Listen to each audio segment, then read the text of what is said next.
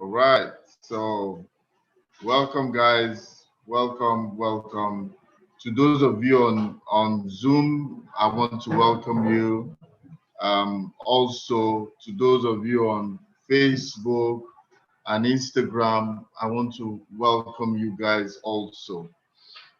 Just like I always say, for those of you on Facebook and Instagram, if you want to see the slides that I use, then you need to go to YouTube or you come on Zoom. Every advert that we make, there is a Zoom link. Most of our teachings are done on Zoom link. That is the bedrock of which we do our presentations are on Zoom and on YouTube. So if you want to see the slides, if you want to go through them and maybe pick one or two things, then I advise you that you should do that by going to Zoom or coming on Zoom, also visit Uche Onoche channel on YouTube. Okay. So good evening one more time. Welcome, guys. Today we are dealing with something called market survey. Market research. A lot of people have asked me this question, market research. What is market research? Why do I need to do market research? I need market research for my business plan. I need this, I need that, and people talk as if a business plan is something too big. They talk about a market research is something too big, So some of the things I bring to us here, it's because it's like more or less an answer to someone's answer to someone's request or an answer to someone's problem. So I will also advise that on Wednesdays, every Wednesdays by 4 p.m., I come to answer questions that people leave for me on my DM and ask questions, and I answer them. If I cannot answer them within the 1 hour, I come live on Wednesdays. Then I can turn it to a presentation, because I don't want to do presentations for the sake of doing presentations. I want to do presentations because they are impactful, because you need those presentations, and because those presentations will be beneficial to you. That's the reason why I do what I do. So I really want it to hit home. I really want it to achieve the desired effect, which is making you more effective and making you more efficient in the marketplace. And this is our intention from Marketplace Apostle. So welcome one more time. Market research, it's someone's request. Maybe as time goes on, we can have another request from you. So let us interrogate this word, market research. Let us look at what is in this market research that is scary to a lot of people. But it's not scary at all. It shouldn't be. It's just that if you understand how it's supposed to be done, it becomes much more easy for you. Then you understand. If you understand how it's done, how to do it, then it becomes easy for you. Okay, so let us see some overview concerning this market research. Entrepreneurs usually make a lot of mistakes in their business career. They make a lot of mistakes, but everybody does. Even children, when you're riding a bicycle, before you perfect the riding of a bicycle, you make a lot of mistakes. You probably fall a couple of times. You fall a couple of times before you perfect it. So entrepreneurs usually make mistakes. All of us do in our business career. But some mistakes should be avoided. some mistakes should be avoided. That's why you have mentors. That's why children have parents. That's why young people or anybody of any age have mentors. People they can go that will mentor you in life. They mentor you in career, mentor you in business, in leadership, in marriage, in relationships. Just mentor you. So there are a lot of mentors, need for mentors, because when you have mentors, you will, most of these costly mistakes, they are avoided by taking on the advice that these mentors will tell you. So this is a sore point for many businesses. Is a sore point, and we need to be careful, because it can be very costly if you don't do market research. And at the end of this presentation, you will find out why it is very costly if you do not do your homework. So when we tell entrepreneurs to do their homework, we're actually telling them to do a bit of market research to understand what you want to sell, understand the kind of business you want to do. Okay, so many of them fall into a trap. There's this trap that is called falling in love with your product idea. Most of the entrepreneurs, they are in love with the idea. They get this idea and they just all of a sudden assume that businesses, individuals will want this and they will make a huge hit. In fact, by the time they bring out this business, this product or service, everybody is going to be chasing them. Their phone lines will be on 24 hours. You know, I saw a guy many years ago, and he was going to buy, I saw him was going to buy a, what do they call these phones? A landline. He was going to buy a landline. And I was like, what are you going to buy landline for? He said, no, that using a phone will be hot, so I need landline. And I said, for what? He said, because this new business I'm going to do, or this new service, can't remember which one it is, that people are going to be calling me. In fact, I'm going to get 2 receptionists, one to work from morning and evening, the other one from evening to the night, because I know we will be producing 24 hours. I said to him, have you started producing yet? He said, yes, he has started producing. And I asked him, so do you have the market already? And he said, no, it's not a problem. That by the time this thing comes out, that he knows that this idea, nobody has this idea. You know, this is usually the mistake a lot of entrepreneurs make, in feeling that this business idea, because it sounds very interesting to them, it means that because it sounds very interesting and it has awoken the passion within them, they are passionate about it. So it means that whatever they are passionate about, it means it will be successful. But that's an error. You know, falling in love with your business idea is an example of somebody that has never met a mentor before. Is an example of someone that has not spoken to a mentor before. You know, because sometimes you might think that you have this, your idea is so great, this your idea is so big.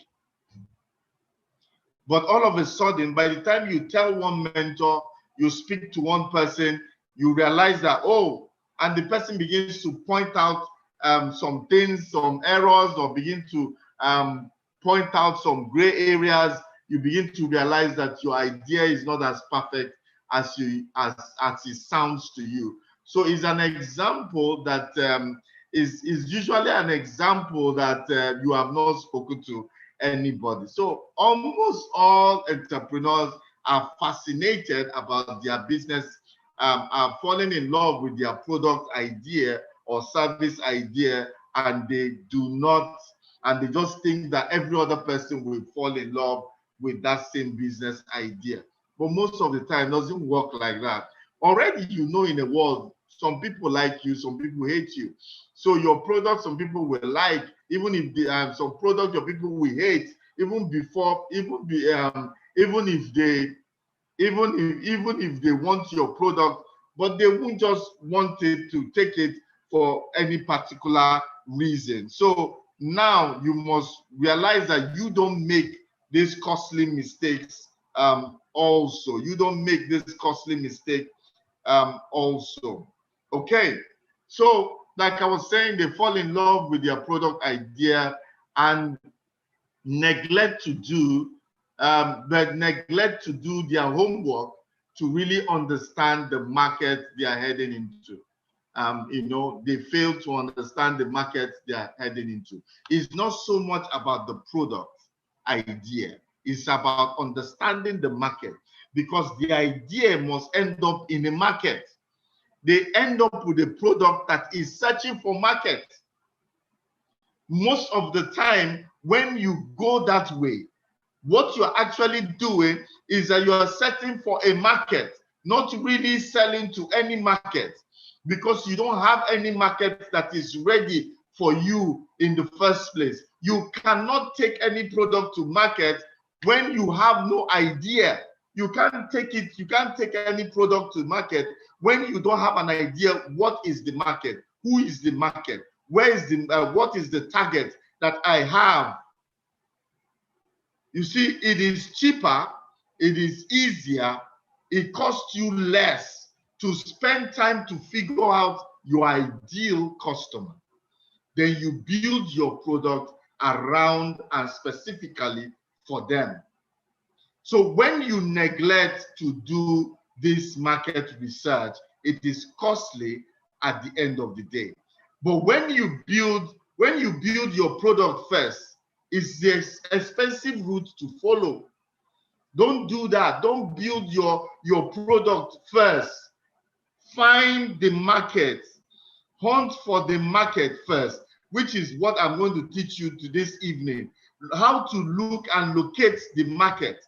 You locate your market before you start talking about producing.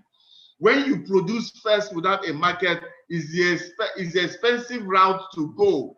But when you find the target market first before you produce, that is a cheap route to go. So basically, this presentation is to expose and expose to you the valuable lessons and experiences from highly successful businessmen and women and how they avoided this. So this is like a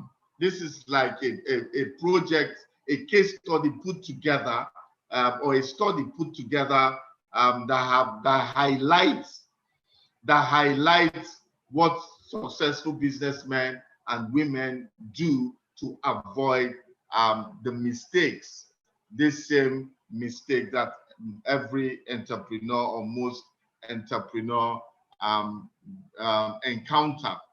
Okay, so what is market research? We start by what is market research. Market research is a process of learning about your potential customers. Market research is about the customer. Without the customer, you have no business. You're not selling for your family, your friends and your family. You are selling for customers you don't know, that are not from your tribe, that you have never seen before. So you are better be selling the right kind of thing to them. Then who are these customers? What are their buying and shopping habits?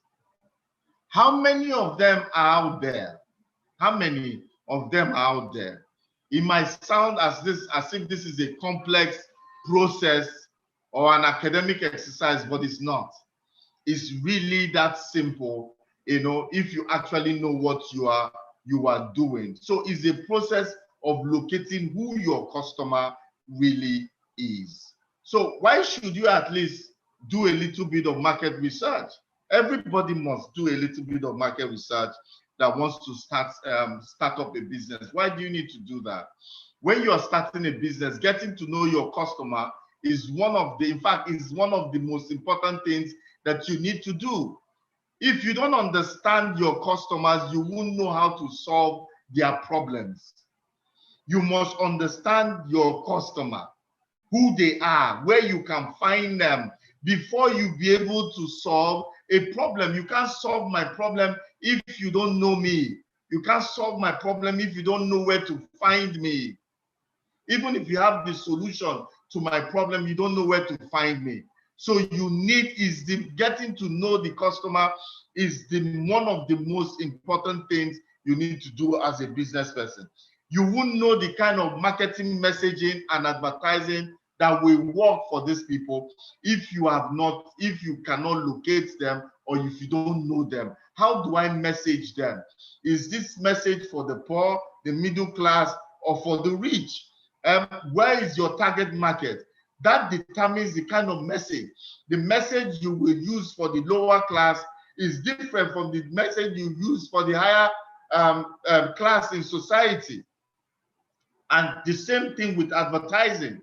The same kind of messaging and advertising for youth below 25 can't be the same kind of messaging and advertising for 45 and above. So you need to know them for you to be able to do what you want to do. You won't know if your product or service is actually something your customers will spend money on. So you need market research to know exactly that this thing I'm doing, people are going to spend money on it. That is the essence of being a market research. Are people going to spend money on it? Not just do market research because you want to get bank loan or you want to impress an investor. You need market research so that you know exactly if people will spend money, the right kind of money you are looking for your product or your service. Okay, market research also, what it does is to reduce risk. It reduces risk for you. How? Don't just do market research because somebody told you so. Don't just do it to fill a section of your business plan because that's what most people do. Instead, do market research to get to know your customers and prospects better. Do it because it will greatly reduce the risk as you start your business. The risk of having a product that nobody is buying, or the right kind of people are not buying, or there are not enough people to buy it at that price that it will be commercially profitable for you. So these are the things that you need to know before you start a business. Do it because it will improve your marketing and sales process when you eventually start the business. So it helps you reduce risk. Market research helps you reduce risk so that you won't say, had I known, if I had known, if I've known, if this. You know, some of these things we teach in business school, it looks as if everybody knows it. But I always say that when you want to become a soldier, you go to the military school. You want to become a doctor, you go to a medical school. It's only when you want to become a business person, you think that you know what it means and what it takes to do business. No, there are more methods of doing business, of launching out and penetrating the market. And these little tips will help you. But if you think you know it and you get into doing it first, you realize that you have made a mistake. And then most of the time you have committed a lot of funds to it. And because you have committed a lot of funds, you have lost, you know, it's like the pace, you have lost steam and momentum. And the business becomes a drag from then on, just simply because you neglected doing market research. And some people say, no, it's taking too long. It takes too long. Let me tell you, if market research takes too long, then it's probably not been done right. You know, because I see a lot of business people make excuses and say market research takes too long and prevents them from actually doing business, their business. Okay, that means they're doing the wrong kind of market research. Market research doesn't have to take forever. Market research doesn't have to involve tons of work, hours of doing it. The amount of research you do really depends on the type of business you are starting. Is it a risky business? It depends on your business model And also, it depends on who is going to read your business plan. So the amount of work you put is not, it depends on what you are doing. Detailed market research is not, is really easy, is not necessary for every business. It's not usually necessary for every business. So it doesn't have to take too long for everybody. For some people, yes, but usually there are few. So let me give you an example of people that might not really need to have very long business plan. Do a very long market research, because they are straightforward. So if you fall in between that category, you need not be afraid of doing market research for a long time. Restaurants don't need to do too much market research. People in restaurant business don't need to do too much market research. Instead, restaurants should focus on what? The quality of the food and service. They should, their research should be on quality of the food and service that is current within their area, what people are eating right now. Are people eating healthy? People are eating healthier now. Is it what is currently happening? And that should be easy for you to do, because if you're in restaurant business, you're a caterer, you should have an idea what people are eating right now, how they eat. Everybody wants to live long now. Everybody is going to gym. Everybody wants to be healthy. So the quality of food, is your food good enough that customers will tell their friends? That should be, in fact, that should be the basis and the bedrock for which you build your restaurant business. Whoever comes in here, can they tell somebody else? Because word of mouth is what makes restaurants. I said, have you eaten there? Because we all see adverts of restaurants every day. But if you have a friend that tells you, oh, I've eaten in that place, you know, their food is good, you want to try it out. So you should consign yourself in to know if customers or whoever tastes your food should be able to tell their friends. Are your customers willing to pay the price you want to charge? Where you are located, where you are these customers able and willing to pay that thing that you're charging? So if your plate of food is 500 naira, but your own plate of food is 5,000, I don't have a problem with that. But do you know, are you doing the things that will guarantee that your customers can pay that amount? Okay, location is also very important for restaurant business. With people, you need to spend a little bit of more time in that research to know whether people will come. Location is if I wanted to say location is it in business, market restaurant business, because it must be in a place that is accessible to us, to all. It also be in a place that people can feel safe to come by day and by night. Okay, so another example is why it wouldn't take you too long to do a market research is if you already know the customers. What do I mean if you already know the customers? For example, if you have worked in an industry for a long time and you are starting a new business serving the same industry, you've been in an industry for 30 years, and now you are still serving in that same, you want to now open your own in that industry, then probably you already know the market fairly well, and you don't need to spend too much time doing research because you have done it for a long time. So somebody like that can't tell me that, oh, I can't do market research. The market research you are doing is new ways of offering your services, new ways of offering your services or producing or adding value to the already existing product.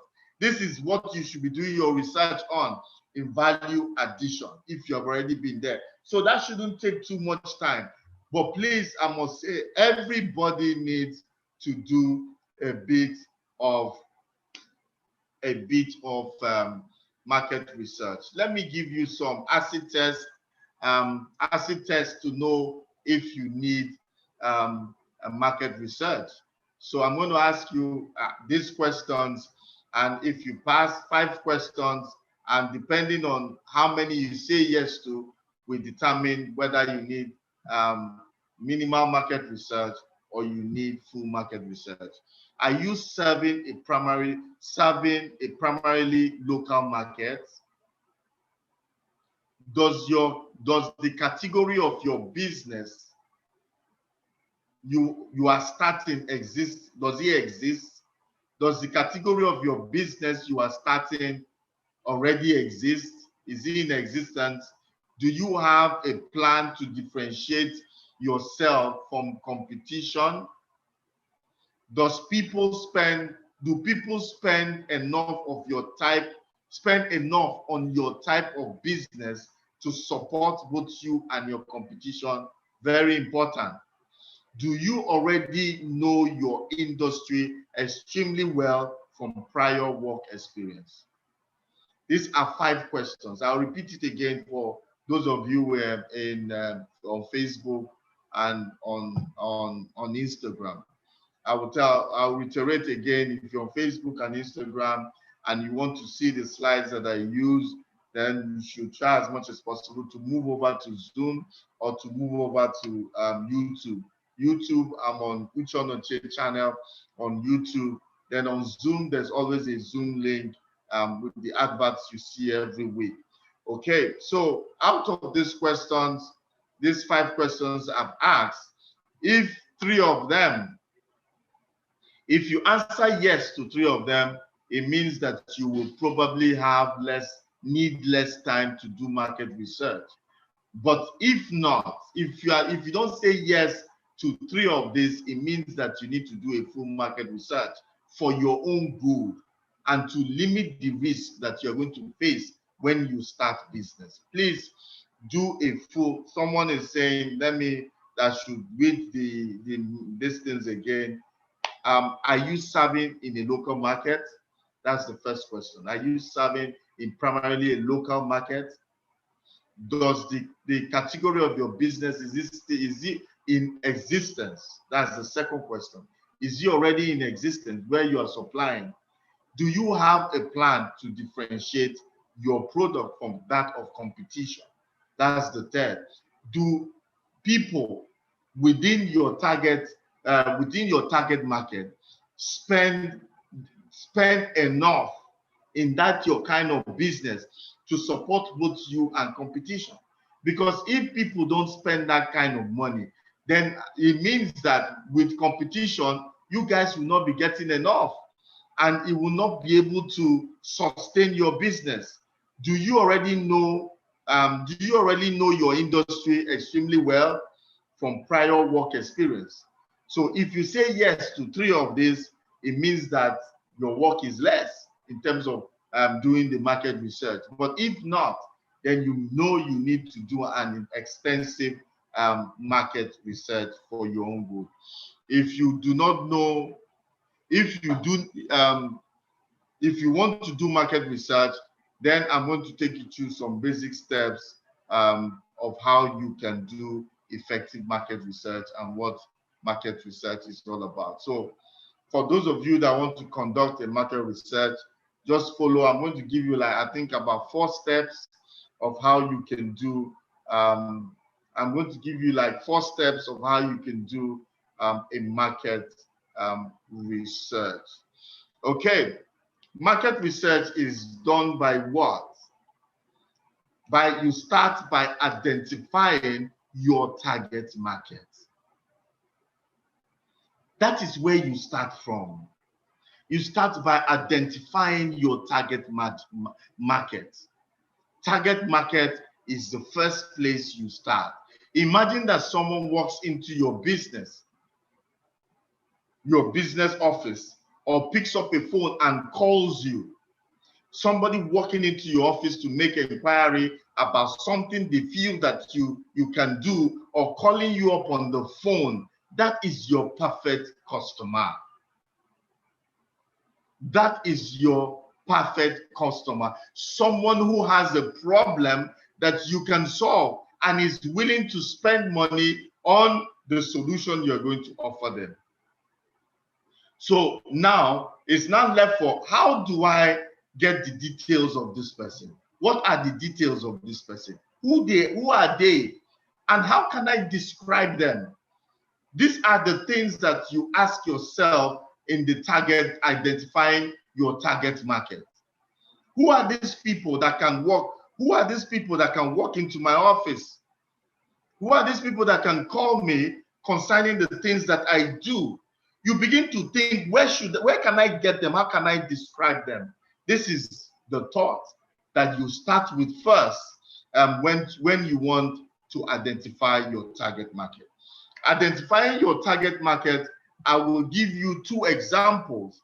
One is how to identify your ideal customer and the common traits. The second one is market segmentation. These are the two things that can help you to identify your target market. So let us go. The ideal customers and their common traits. The ideal customer is your target market. That person that you have envisioned in your mind, in your dream, that this person is who I'm producing this thing for. Because it's not for everybody. You are not producing for everybody. So you are producing for who, and you know the people that you're producing. That is your target market. Now, your business might have several target markets. Yes, you can have several target markets, but please, and please again, the pundits have said that it's best that we keep our target market to no more than 2 to 3 at a time, so that you can effectively manage it. But if you have the manpower, the skills, and the machinery and model that can help you run multiple target markets, then why not go ahead? That's all what my market segmentation is all about. Each of your target markets should share a common trait. So listen to me now. Target market is what we are talking about, how to identify your target market. Your target market should be made up of people that share common traits.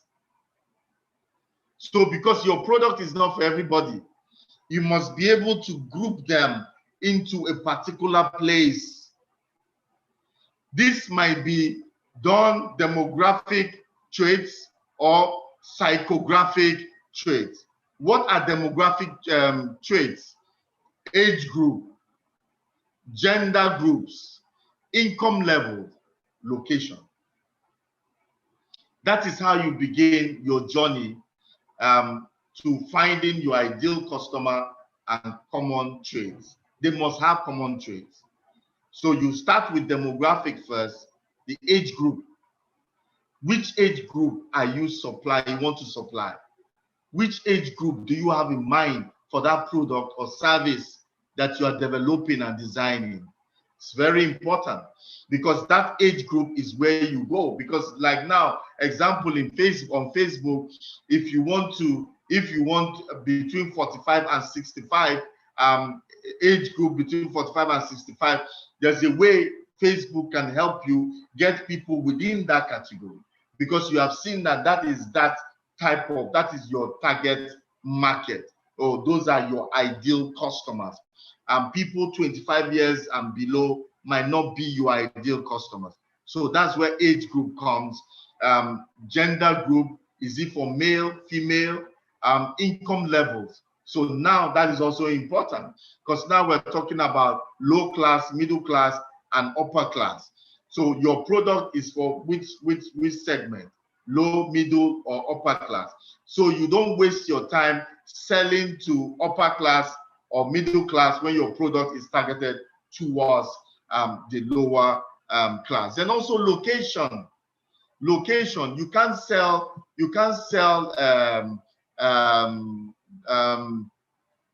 coats that you wear in winter jacket here during summer in Africa.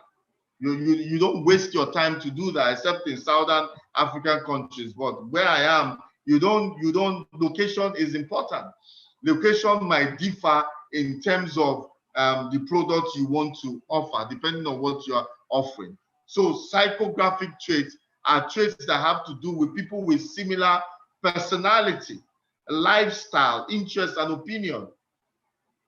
The mindset, the lifestyle of somebody in lower class You know, the way they think about how they buy products, is different from the way a rich person thinks or middle class thinks. So your ideal customer must come from the same psycho and graphic traits, having similar personality, lifestyle, interests, and opinions. Their opinions are very important because their opinion, the opinion of, assuming now the opinion is price, why does it have to be expensive? So now, if you're going to produce for them, you know that they cannot spend more than this level. They can't spend, you have to peg your price at a certain level because you know they will not. All of them are going to have the same opinion. It's very expensive. So this is how you begin to narrow down your target market. Most often, target markets are a blend. They are usually a blend of the demographic and the psychographic groups, of which I've explained. Okay, the second example that you can use, the second way that will help you to get your target market is through market segmentation. What is market segmentation? Creating multiple target markets.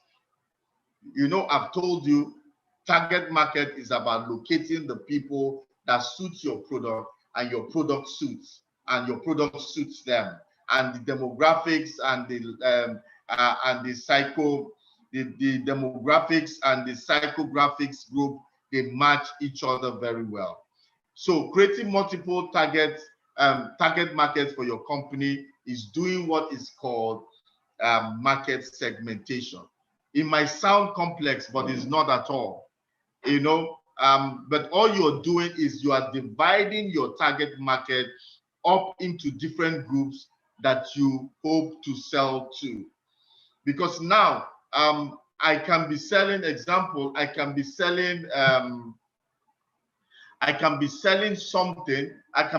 medication for older people, teenagers, as they call them. But that same medication, or let me just call it supplements, and maybe this health supplements they give to us. That same supplement can serve old people, and it can also serve young people. So if your supplements help in energy, to boost energy, it can serve both markets. So it now depends on packaging. It might be the same product packaged differently. The messaging might be different, will be different from the different segments. So you have one product leveraging on the same factory line, producing the same thing, but you have two different target markets. And this same target market is working for you differently. So here it is working. Here it can serve the young and it can serve the old at the same time. Each market segment might have different characteristics and might buy your product or service for different reasons. So old people need energy. Also, young athletes might need your product to help them in the rigorous trainings and exercises they do every day. But the bottom line is that it's an energy drink, it's an energy supplement, you know, for different target markets. You might end up coming with different marketing campaigns, of course. Different market segments will determine, we have different marketing campaign, slogans, messaging, and all that. And their product can be customized for each one of them. It might be the same energy drink, but packaged differently for the same for different people.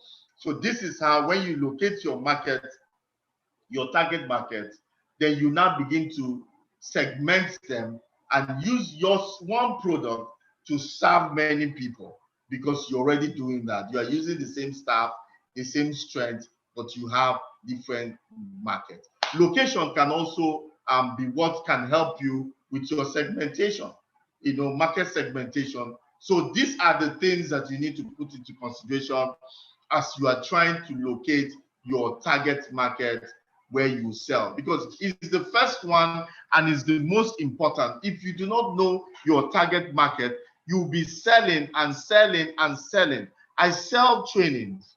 And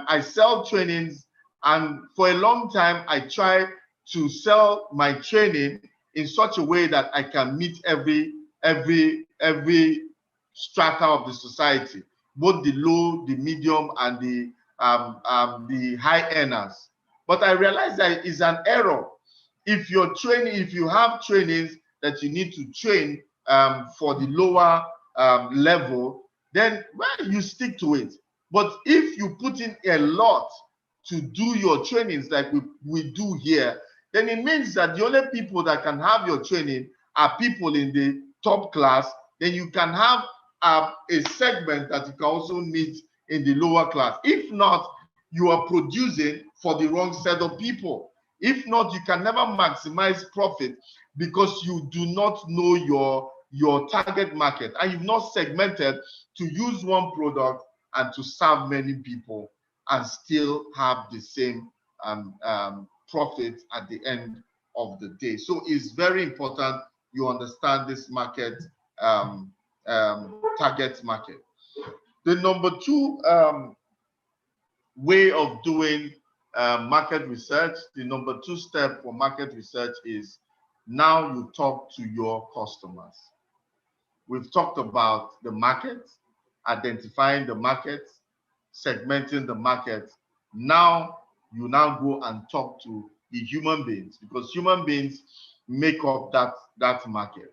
Once you have identified your target market, or at least made a good guess, because you have to make a good guess of who your target market is, then you need to go out now and actually talk to these people in your potential target market. Okay, so if you use both the psychometric and use and also use the demographic to be able, those two yardstick to find those two yardstick to locate where your target market is, then what you need to now do is now go to those target markets and begin to just have informal discussion. Don't have formal discussion. Nobody likes to be interviewed on a formal basis concerning product and service. So it must be informal. So you meet them at functions, you meet them at conferences, you meet them at events. Go to where this target market, this audience, this target market, where they are. You must find out where they are and go and meet them and talk to them. This act of going to talk to them is what is called primary market research, because now you are going in there to talk to them and get a feel of who these your potential customers are.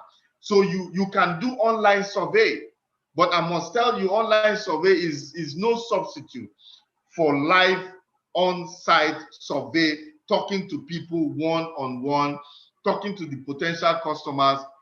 Online survey cannot help you, as is not as effective as talking to those customers one-on-one and also face-to-face. Because you will gain more insight into your customers just by seeing them in their work or home environment. There's something, if I talk to you on the phone, I don't see your face, and it's different from when I'm talking to you in your office.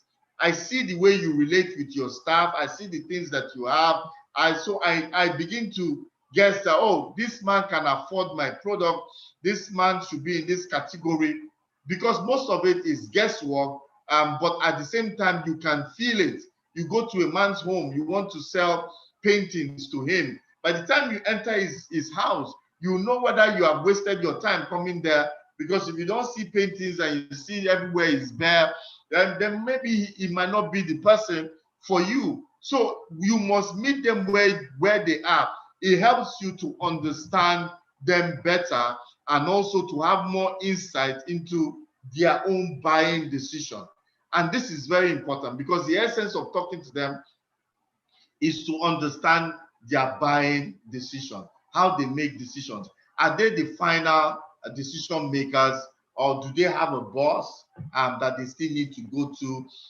If you talk to the man is it the wife that helps him in making those decisions? Because sometimes it's the wife that decides what to spend. So are you talking to him? You know, by talking to the person, you realize and you know exactly what it is. So it's good. It's good to meet them up where they are, so that you can see them for who they are in their own domain, and it will help you to understand them better.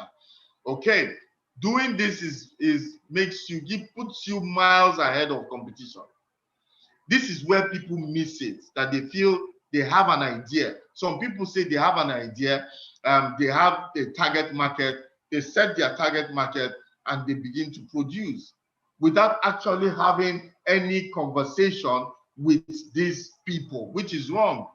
This is where you get the edge, by actually talking to these potential customers, because most people skip this and they tell you, oh, I'm intimidated talking to strangers. I am shy. I don't know how to talk to strangers. But if you do not take this step very seriously, you are at risk of producing for an imaginary market. And maybe God forbid, you have borrowed money from the bank to do this business, only for you to launch out because you had this imaginary market that does not exist. You find out that you have your warehouse stocked full of product that nobody wants. So effective primary research is to actually try and sell your product and services as if it already exists to people. So you already have your model, you already have your product, you know everything about it. So when you walk into an event, walk into a seminar, and so whoever is sitting by your side, have you heard of this product?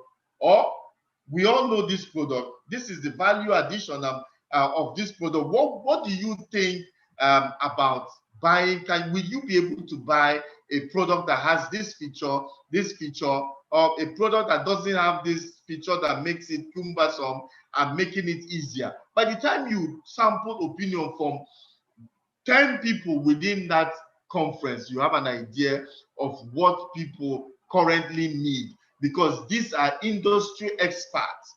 So they already have an idea what it is, and they don't know that you are coming up with a product immediately. They don't know that.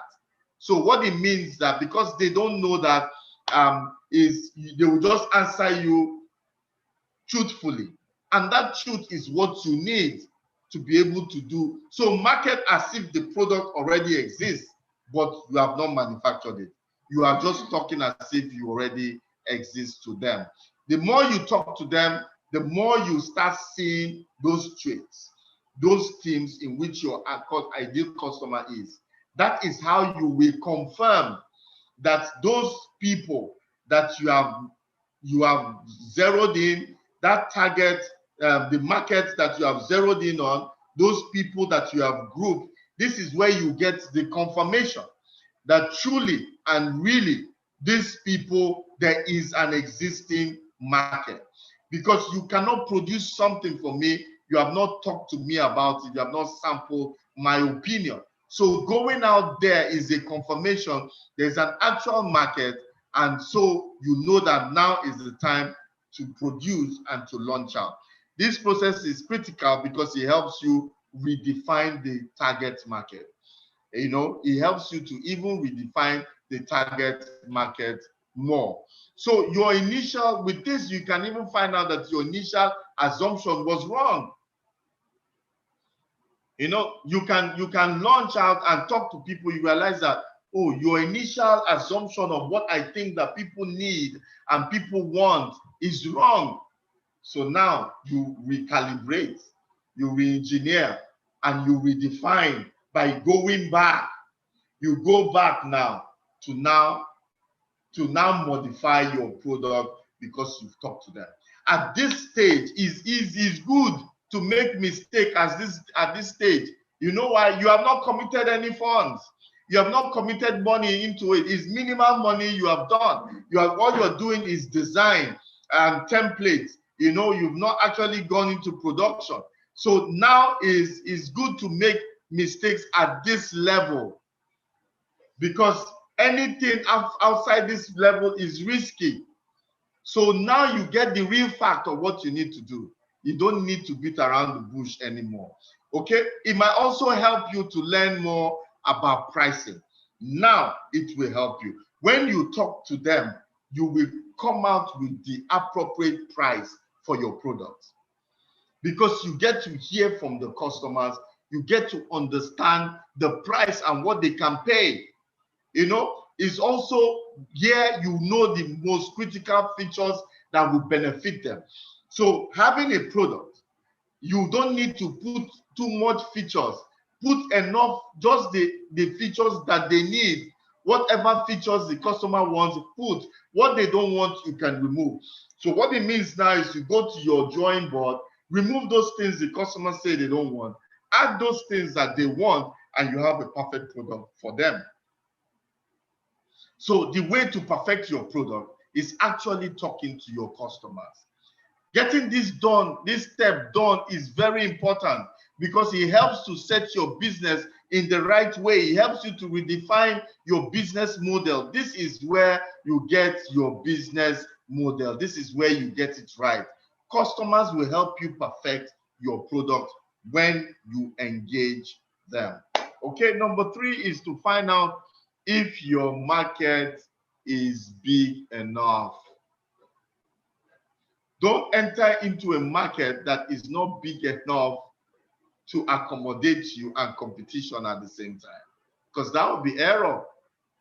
You need to do research to find out if your target market is big enough to sustain your business. Are they willing, is big enough? Are they willing to buy from you? Would they be willing to buy from you? Would they be able to sustain the purchase for the reason why you are in business? If there are not enough potential customers to sustain your business and that of your competitors, then you need to reconsider changing your product or service offering. If not, what's the use for the effort? What are you in business for when it can't be profitable? When the market cannot sustain you, and you know that even if you're a pioneer of that product, you know competition will follow you immediately. So if competition follows you immediately, will the market be able to sustain you guys? You need to know. If not, what's the use? You would have just labored in vain. Example, if your target market only has a few thousand people, potential customers, then it's a problem. It's either you sell to them frequently, weekly, monthly basis, they buy a certain amount that will sustain your business, or you sell at a fairly high price to create sustainable and profitable business. That's why you see that vehicles, some very expensive vehicles, they don't produce too much in a year, because not many people can buy that car at that price. So in order for them to remain in business, that's why you see a car, $500,000, £500,000, £200,000, because they don't produce much. So, but if they produce 100, 1,000 in a year, it is profitable for them, because the market is small for those that can buy it off the shelf. So this is what you need to understand, the market size. If not, you are wasting your time being in business. This is what market research does for you. To figure out if your market is big enough, you need to do some research. Use the attributes that I gave to you in target market step, and then figure out how many people meet your demographic and psychographic or location criteria. Go back to the market target step 1, and see. From there you will know, have an idea. It's just like if you are selling to between 45 and 65% if you are selling to people aged from 45 upwards, Statistics will show you in Nigeria how many millions of people fall into that category. Then you look at the price that you want to put on it, the price tag. Then you now look at, out of that population, how many people fall into that category that can buy it. Then you begin to establish a market size, you know, and know that, is this market size big enough for what I want to do? If not, then there's no need. If you're targeting an already existing industry with established competitors, then you need to do a lot of industry research. But the good thing with this is that a lot of industry research is already out there. You know, what you need to do is find out how many people buy from them, buy the currently existing product, and will give you the sense of the potential market size. But apart from that, most industries have reports, they have trade publication. So your industry, you'll be able to get a summarized market size. Even if you Google some market size, cement market size in Nigeria, most of them are documented. So it's good that you have an idea of the market size. But if it's not, then you can use your target market to be able to locate how many people you feel that this market is for. But like I said, most of the information is already on the internet, so you might not need to bother yourself too much to know about market size. But I just need you to understand how to develop or how to arrive at market size and why it's important for you to do. Okay, the last one is now document your findings. You have to document your findings. You know, the final step, which is the easiest step in this research, is to document your findings. How formal your documentation is will depend on how you plan to use it. So how formal is it? If you only needed to share your findings with your business partners for an internal document, then you can probably communicate fairly informally. But if you need it because you are looking for an investor for your business, or you need to write a formal market, or you want to write for investors, then you need to put it in a formal way, a formal market analysis or market forecast. Okay, so basically this is the fourth steps. The summary of today is in the coming weeks. Now I've talked about market research. I'm going to take maybe either market analysis, market forecast, how to now present your market research. I'm also going to do in the coming weeks how to create a buyer persona, So these are the things I want to be discussing. I want us to deal with this February with market. A lot of people ask me a lot of questions about market. You need to understand your market. And once you understand your market, then you know what you're doing and you'll be able to sell in it. It's very important. That's why I'm taking it. Okay. So thank you for listening. I've come to the end, but before I leave you this evening, I just want to tell you something. We need to grow our business, and Marketplace Apostle is committed to helping you your business scale, helping to develop you.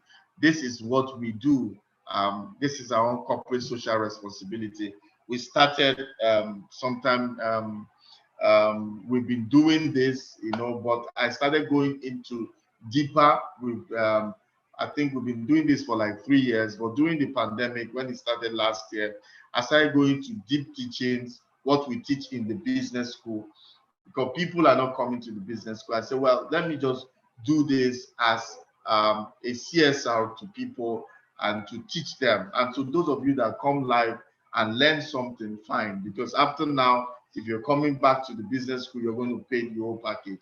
But this is our social responsibility to people, to help them understand business. Most people don't understand their business. So when the pandemic comes, when the pandemic came last year, they don't understand their business. They don't know how to do market, target market and market segmentation. It was an issue for them. So I want to deal with market, knowing your market, being effective in your market, These are the things I'll deal with in February. So please, if you know someone that needs to understand their market, please do not hesitate to tell them. When you see our adverts on Facebook, Instagram, and please make sure you just send it to someone, just share it with someone, let them understand the market. I also have a group of people that I mentor. If you want to be part of it, if you want to be part of that group, they will put out Abanji, I don't know if you can put out the link if you want to be part of that group, or somebody that can part of that group. Just look at they're going to put the link. Is Linktree /Uche Onochie, but it's spelled like this: link LINK TR.EE /Uche Onochie. Link LINK TR.EE /Uche Onochie. If you want me to mentor you more and deeper, you know someone, then just hit that link and register. Then we take it from there. Also, if you have a question that you need to ask me in terms of business, career, leadership, personal finance, marriage, relationship, I'll be glad to answer your question. Every Wednesday, I come live by 4 p.m. and to answer those questions. So just put those questions on my DM. I will come on Wednesday by 4 p.m. and I'll answer you. Okay, this is what we are committed to doing. So until I meet you on Wednesday, on Monday, have a good night's rest. God bless you. Take care of yourself and rest well. Good night.